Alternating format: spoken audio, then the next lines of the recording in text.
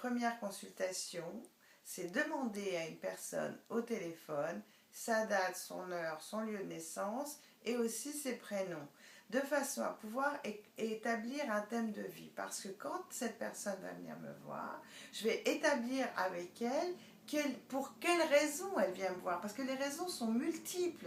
C'est-à-dire qu'on peut venir me voir pour se connaître, on peut venir me voir parce qu'on a un problème de cœur, on peut venir me voir parce qu'on a un problème avec ses enfants, on peut venir me voir parce qu'on a un problème de boulot. Enfin, les raisons sont multiples. On peut aussi venir me voir parce qu'on a des problèmes spirituels. Donc moi, qu'est-ce que je vais faire? Je vais établir un état des lieux de la personne. C'est-à-dire que je vais prendre 10 minutes pour parler avec elle et essayer de rentrer au plus profond d'elle-même afin qu'elle soit un véritable miroir pour moi, que je puisse lui parler d'elle. J'utilise également un tarot que j'ai créé d'après les œuvres d'un peintre. Pourquoi? Ce n'est pas pour utiliser le travail comme Madame Irma. Madame Irma, c'est vous dire, vous allez avoir une rencontre dans un tel lieu, dans un tel endroit, ou qui va vous dire peut-être des choses justes parfois, parce que la vie, on tombe toujours juste. Moi, ce que je vais faire de vous, c'est que je vais vous mettre à être co-créateur de votre destin. C'est-à-dire qu'on va parler de savoir quels sont les blocages.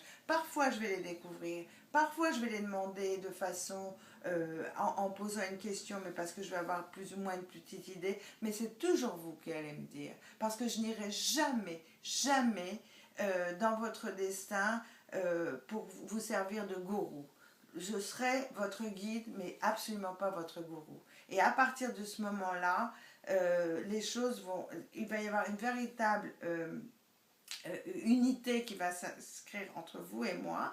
Soit nous allons rester pendant 1h30 ensemble parce que c'est la première consultation. Si nécessaire, nous nous reverrons à d'autres moments pour des consultations plus courtes où là je pourrais vous aider dans le développement personnel, dans le développement professionnel, personnel et spirituel. De toute façon, ma façon de travailler a toujours une base d'ordre spirituel. C'est pour ça que j'écris des livres, c'est pour ça que je vous donne des livres d'auteurs que je découvre au fur et à mesure puisque je suis toujours en train de chercher et j'essaye toujours de vous apporter quelque chose qui puisse vous ouvrir.